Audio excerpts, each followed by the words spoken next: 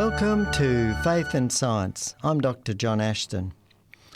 The leading evolutionist proponent, Dr. Richard Dawkins from Oxford University, has on his talks mocked the concept of creation by God using the example of the human eye, and he was the point that he makes is that look, when you look at the structure of the eye, it's obviously wired up backwards. It's a clumsy way. It's a really clumsy design. It'd be a much better design to have it around the other way, and so forth. And this is powerful evidence for blind evolution rather than intelligent design. And this, his eye argument has gained, quite a bit of media attention at different times, and been raised in different talks. Well, it's very interesting that there's been quite a bit of evidence now that suggests that the eye is actually this whole concept that Dawkins has of the eye being wired backwards actually comes from a lack of knowledge now that we've discovered more about the function of the eye and its anatomy. And this, the overwhelming evidence that the eye must have been intelligently designed has been vindicated by a discovery back in 2007 actually, that there are certain cells which are called the Muller glial cells, and these form a fibre optic plate that actually guides the light to the photoreceptors with virtually no distortion of loss. Now, this is actually quite an important aspect actually, because remember, evolutionists believe that just random mutations have produced all these structures. Now, this fibre optic plate that enables this light to travel without distortion, again, is something we have to believe that random mutations were able to produce this structure that works so perfectly. But there's more, because some researchers by the name of Dr. Laban and Dr. Rybak at the Technion Israel Institute of Technology in Haifa found that the retina has an amazing structure for improving the sharpness of images. And what they found was that these Muller cells have a number of extra functions. And one of those functions is that they actually eliminate or remove noise. Now, this is light noise, which is in effect light reflected off other parts of the eye. So as the light comes into the eye from outside, it can be reflected off the other structures in the eye, and this can cause additional, light that can interfere with the sharpness of the image. And so what they found was these cells, in a way, they actually reduce and eliminate and take that reflected light from inside the eye and actually separate it from what the actual focused light information is. The other thing that they do is that through this process they actually reduce what is called chromatic aberration.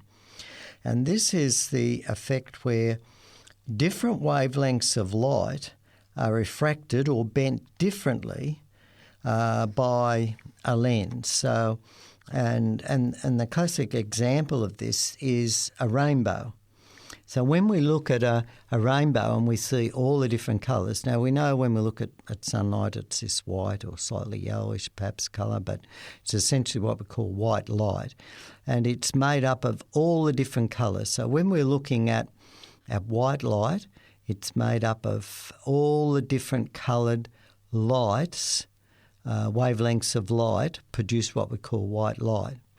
And so what happens is that white light from the sun, as it passes through the droplets of water as they're falling, as rain, those droplets, as the light passes through the water, the light travels at a slightly different speed, slowed down by the water, and the different wavelengths then pass through and actually separate out, and that's how we can see the slightly different colours of the wavelengths of light.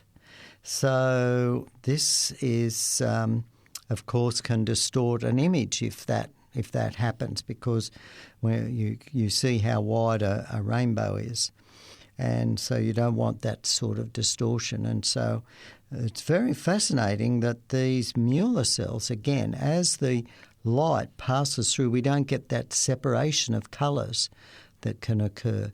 The other thing that that these cells do is that they also tune out some of the non-visible wavelengths that are actually damaging to the eyes. And so they reduce some of the radiation damage. It doesn't mean that we can look at the sun and so forth, and ultraviolet light will still, damage the eye very badly. But they do reduce some of that scattered ultraviolet light that is being reflected off, and thereby reduce the damage. And thereby they sharpen the image. And so that enables us, with our eyes, to see very, very sharp images of things. And really, when we think that this system, this design, the amazing design of these cells, which are, quite complicated in their actual molecular structure, is just so evident, so much, in my view, evidence of design. And yet, of course, from an evolutionary point of view, the evolutionists have to sort of believe that random mutations to a code made up of 4 chemical bases that we assign the letters A, C, T and G to, that changes to the order in which these bases are arranged in the code can lead to the code reading out the instructions to produce the proteins and so forth to make up this particular structure, all by chance, that works so perfectly. I mean, when we look at the maths of this, when we look at the biochemistry, it's absolutely impossible. And the fact that this system works just so well also, sort of points to a creator. And it also illustrates, too, how we can have a learned scientist like Dr. Richard Dawkins, who can be so blinded by his belief in evolution that he doesn't recognise this overwhelming evidence for design, and he's forced and accuses the design of the eye of being poor, but really it was as a result of the lack of understanding of the important functions that an eye has to perform in order to produce a very sharp image. The other thing that came out from the research done at the Technikon Israel Institute of Technology in Haifa was that this new understanding of the role of the Mueller cells might have applications in improving the success of eye transplants and also in better camera designs as well. And so this so-called bad design turns out to be an optimal structure for and an inspiration for superior cameras. So if you're interested in reading up about that, there was an article on this published in Physical Review Letters, volume 104, number 16, in April 2010. There was also one perhaps a little bit more accessible in New Scientist on the 8th of May 2010, page 2759. Yeah, so really fascinating. Now, while we're on eyes, I mean, there's not just human eyes, of course, there's all sorts of different animal eyes. And one of the other research areas that's been inspired by eye design is moth eyes, because moth eyes have a particularly interesting anti-reflective surface. So we all know that reflected glare is a problem for viewers when you're using a display screen on your iPad or on your computer.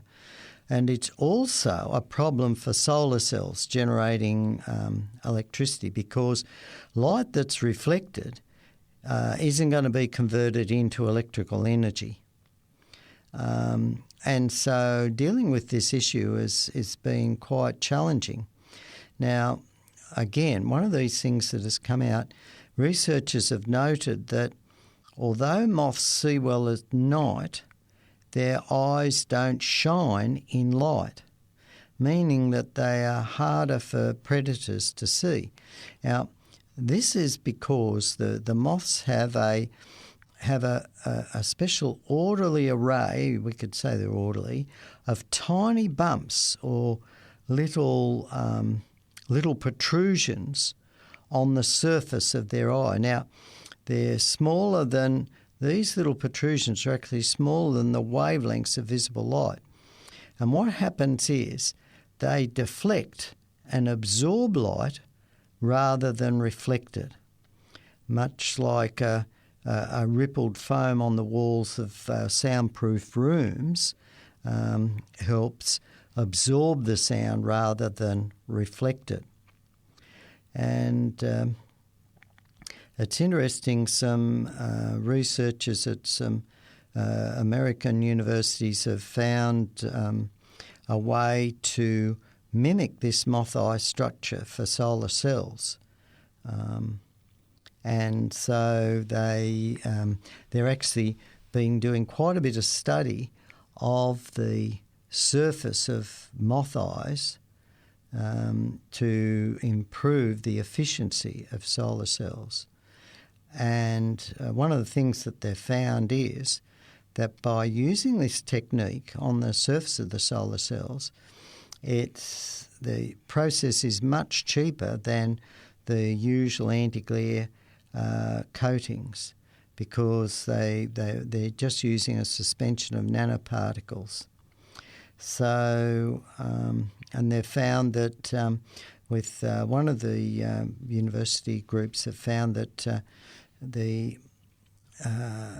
and they've looked at different nanoparticle patterns to improve the efficiency, and they've found that the reflection off the solar cells, which is typically 30 to 40% of the light hitting the solar cell is reflected, they've been able to reduce the amount of reflection back down to 2%. So it's a huge increase in efficiency. Unfortunately, it hasn't been quite as easy for the TV screens, but they're still working on this sort of research. But it just shows you again that here we find in nature everywhere we look, it seems everywhere we look, we see purpose in the design. Now, if nature all the things around us was truly the result of just random mutations. We would expect a whole lot of structures that were literally just random and hence useless, hanging off things. Things that, they didn't work so efficiently. But all these things work so efficiently. And the other thing is when we look at fossils, they all seem to be fully formed creatures. I went walking just last week, and it was interesting. High on the top of this hill, there were these really hard boulders embedded in the rock or in the ground. And when we were looking more closely, wow, all these seashell fossils were quite well preserved, but in this very, very hard sandstone. It had been very resistant to weathering. Here, quite on the top of a hill, about 1,000 feet above sea level, current sea level. But again, you saw the evidence of design. So in all these fossils, we find this evidence of design down to the minute detail. And again, the evolution theory claims that all these amazing designs of all these amazing systems that work, and we know eyes are truly amazing systems. I have closed-angle glaucoma, and I'm very appreciative of the drops that I can put in my eye that enable me to still be able to see. And as we look at the structures in the eye, and so many structures are involved in maintaining the eye and the pressure in the eye and the focus in the eye and little muscles and the blood vessels that go to those muscles and so forth, the fibre optic that takes light to the pineal gland to help regulate a whole lot of our biochemical systems. That a little optic fibre, little hollow optic tube that actually physically takes the light energy to the pineal gland, which in turn helps regulate a whole lot of our hormones that control a whole lot of our physical functions such as blood pressure and blood sugar and our sleep cycles and so forth. And again, when you think of this system, you've got to have random mutations have got to produce the code for the ribosome to be able to make the proteins and the cell assemble them to make this little tube so that it grows in just the right place, just the right length, just the right location to take the light from the eye to the pineal gland. And to believe that these structures arose by chance, to me just astounds, because, it's just not one structure. Our body is full of not thousands, not tens of thousands, but hundreds of thousands of similar little structures or biochemical reactions that are involved in chemical reactions. That's why textbooks on these specialist areas are thick books, and they'll cover just one particular area, in the area of ophthalmology or something like that. And we know that people spend years training and learning about what is happening there, and yet we're being taught, our young people are being taught, no, all this, just evolved. It just happened by chance. To me, it just seems so wrong. And I think the other thing that is overlooked is that the modern science that has enabled Western civilization in particular to lead in these areas, at least up until recently, scientific research was born in the Christian Western philosophy area.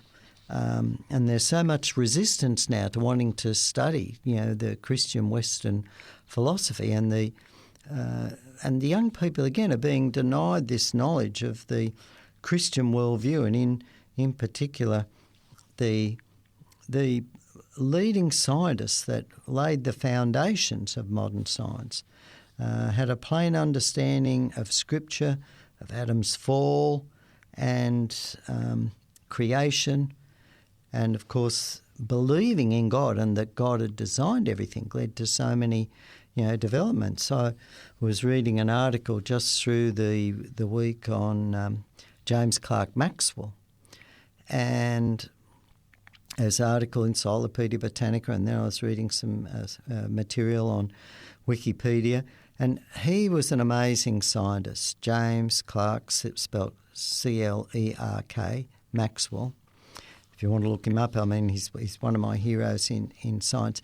He probably contributed more to 20th century science than any other scientist.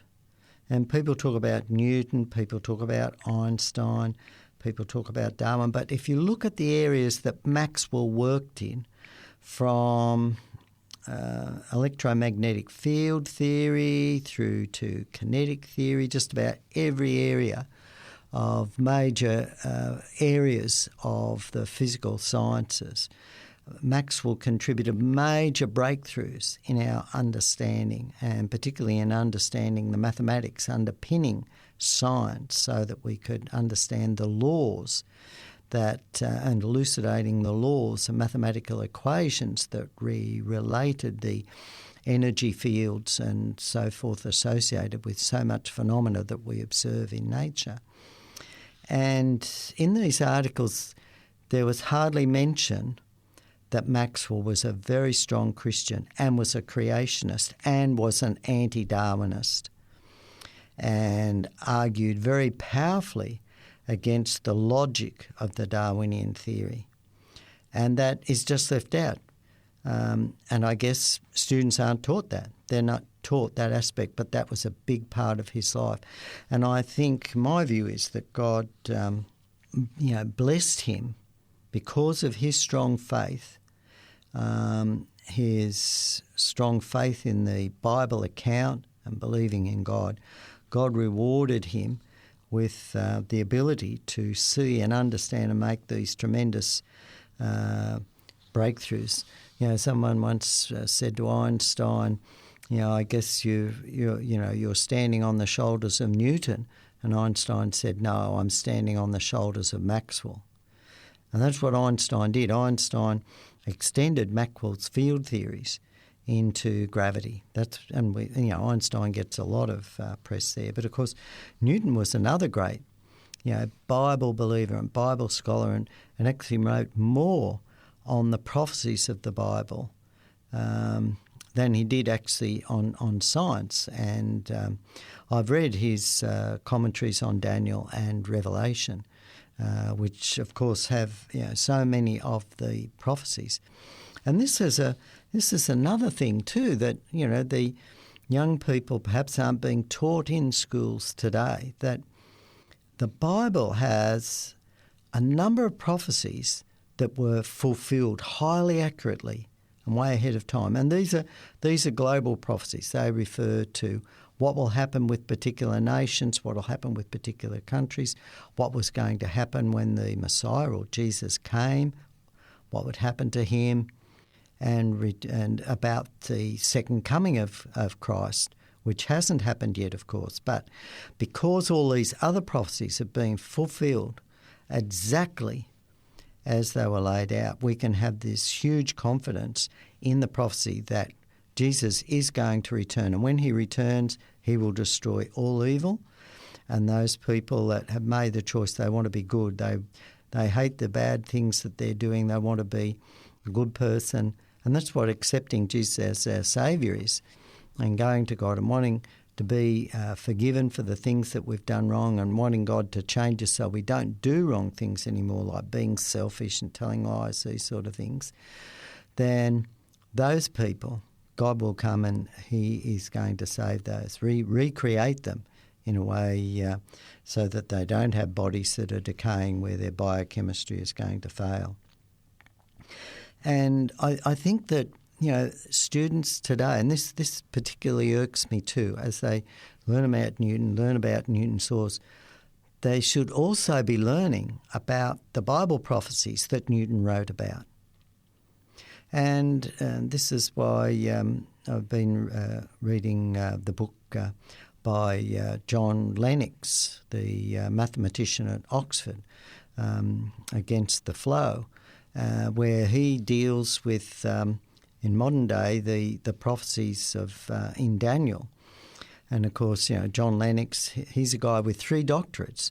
He has both a PhD, well, he has a PhD, a Doctor of Philosophy, a DPhil, and then a Doctor of Science, which is the higher degree than the Doctor of Philosophy degree in mathematics. So he's a brilliant mathematician. He's brilliant at logic, at understanding these things. And in his book, Against the Flow, he talks about the prophecies of Daniel. And one of the things he points out is that our society today, with its secularism, has become like the pagan city of Babylon, and that Christians today need to be like Daniel and point out the errors of the way of the way society is going today, as it takes God out of the education system.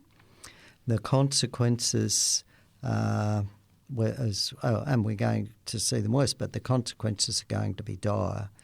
We see the evidence that people are just losing wisdom, the ability to make really sensible decisions.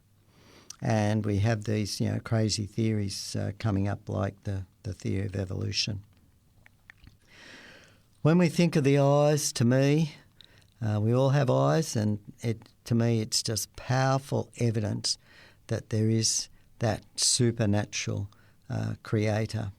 Of course, more information about that can be found in those science articles that I referred to earlier, or if you go to creation.com, just Google creation.com, and on their website there they have a lot of really good articles. There's search engines there. And remember also there's my books, Evolution Impossible, 12 Reasons Why Evolution Cannot Explain the Origin of Life on Earth. There's also my book where I wrote to scientists, leading scientists with doctorates, and asked them why they believe in creation, and they explain why. That book, In 6 Days, Why 50 Scientists Believe in Creation, is also available as well. Remember too, if you want to re-listen to these programs, just Google 3ABN Australia, or one word, .org.au, and click on the listen button. You've been listening to Faith and Science. I'm Dr. John Ashton. Have a great day.